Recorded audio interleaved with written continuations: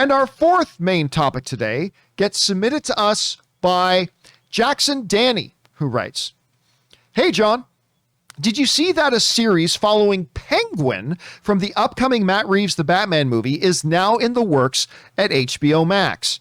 And Collin Farrell has apparently been approached to reprise his role. What do you think of this news? And with this being the second spin-off series from the Batman that is now in the works, the first being the Gotham PD show, has this news at all heightened your confidence in the Batman?" All right, thanks a lot for sending that in, man. Well, let me just address that last part you put in there first. Does this news of a second The Batman spin-off series coming to HBO heighten my anticipation or belief in the Batman movie? No.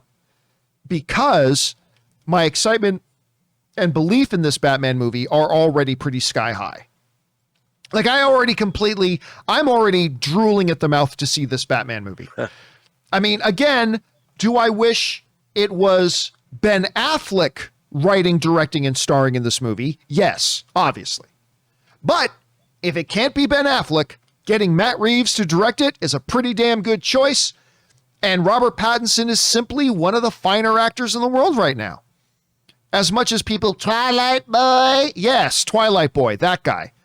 He's only spent the last 8 years delivering insanely great performance after insanely great performance in these smaller indie projects that, a lot of people don't watch, unfortunately. But he's turned into a remarkable actor. He's remarkable. And I think he's going to do a great job. I really do. And from what we've seen, both in the original trailer that dropped at DC Fandom last year, plus all the footage and stuff that they showed us at CinemaCon this year, I have a very, very strong, solid belief in this film. So no, them announcing spin-off series don't increase my belief in it because my belief is already pretty sky high. What do I think of it? I think it's pretty damn good. Anyway, this comes to us from the folks over at Variety, who writes, HBO Max is developing a series about the Penguin that will be a spin-off of the Batman feature. Variety has learned from sources. Collin Farrell is set to play the notorious supervillain in the Batman. According to sources, Farrell has been approached to star in the spin-off series, but no deal is currently in place. Sources also say that Lauren LeFranc is attached to write the script for the project, which is in its very early stages. The show would supposedly delve into the Penguin's rise to power in the Gotham criminal underworld. The Batman director Matt Reeves and the film's producer Dylan Clark would executive produce the Penguin series for HBO. And again, that comes to us from Variety. And while we're on the topic of the Batman sends in like a $50 super chat in the live chat there. Thank you, the Batman. Appreciate that very much, man. Thank you for contributing to our channel on that level. That's very generous of you, Bruce. Oh my God, did I just let something slip? Sorry. Thank you, Batman, for doing that. All right. So this is interesting for a couple of reasons, Rob. And also it makes something else make a lot more sense. Do you remember, Rob, that a couple of weeks ago, we covered a story here where I think it was Deadline released that Collin Farrell only actually appears, what was it, like something like 7, 8, or 9 minutes of the film? That Collin Farrell's Penguin only appears in like 7, 8, or 9 minutes of the movie. And we're like, okay, well, it's fine. It's not the size that matters, it's how you use it. It's not how much screen time you have. It's how good are you on screen as you're performing the role. And we all said, it's okay, that's fine. But this story makes that story make a lot more sense. Because if the plan at Warner Brothers has been, because listen, this may be information that's coming out now, but I guarantee you this is something that's probably been planning for years. This story makes that story make more sense because it's fine then if you're really only introducing the Penguin character. And by the way, 7 or 8 or 9 minutes of screen time is actually a lot. That can be a lot of screen time to do some very significant things.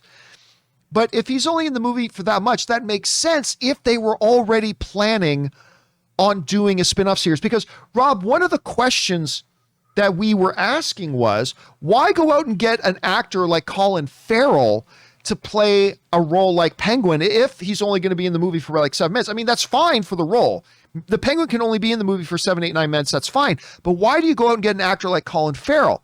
Well, now that makes sense.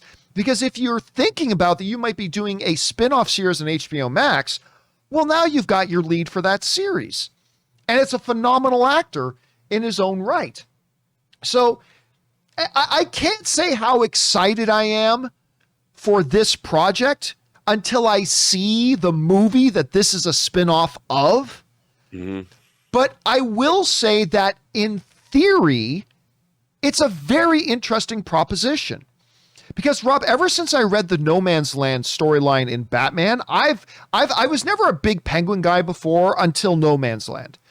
And then No Man's Land goes like, oh, you know what? Penguin, you could do a lot of very cool things with Penguin.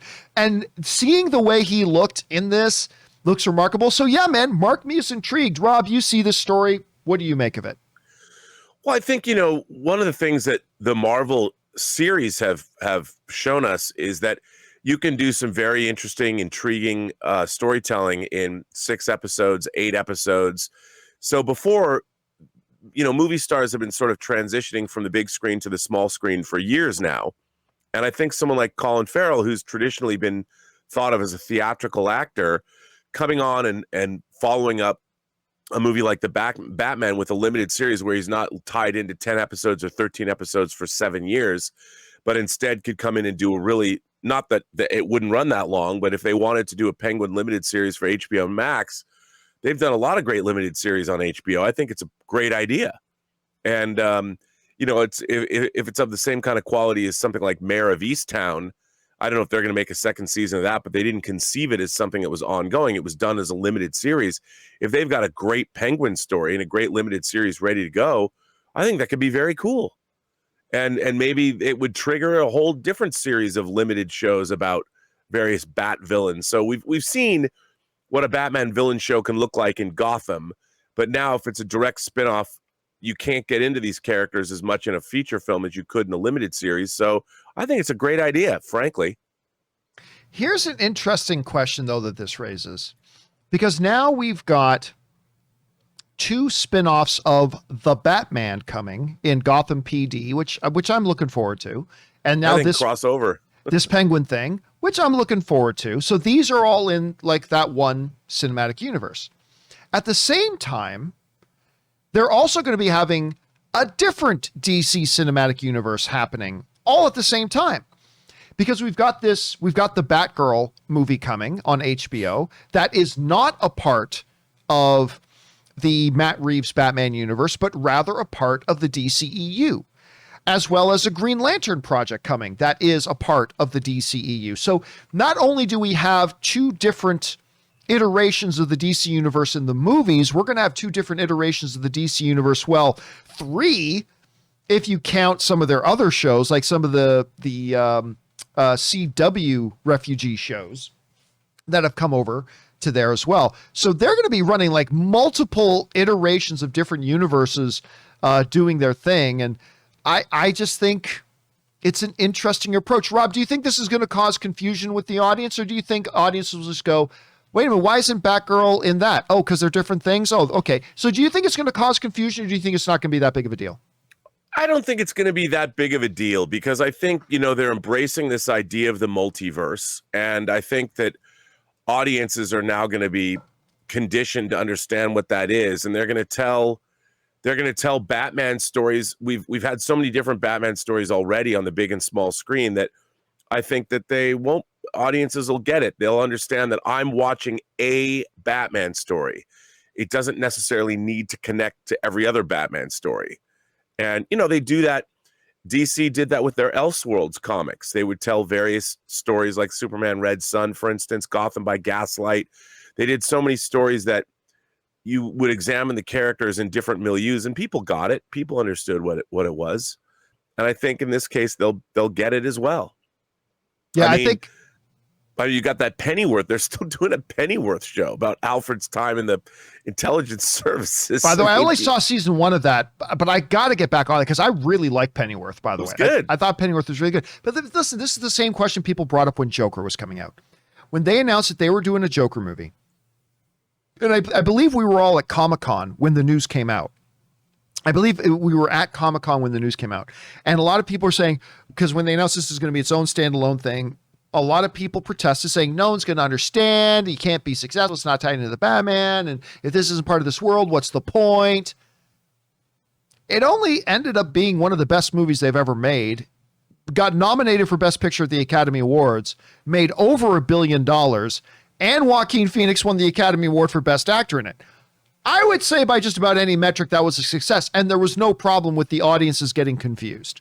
Nope. So now, granted, this is a little bit different because you're talking about ongoing things on HBO Max or in different universes. So I understand it's a little bit different, but I agree with you. I really don't think it's going to create all that much of a problem as far as confusion goes for people. Anyway, question is for you guys. What do you think about this notion of a spin-off from the Batman of Collin Farrell's Penguin? I'm at least very intrigued by it. I think it's really interesting. It makes the old stories make more sense now to me as well. How are you guys feeling about it? Are you interested in all? Maybe you're not. Jump down into the comments section below and let us know your thoughts.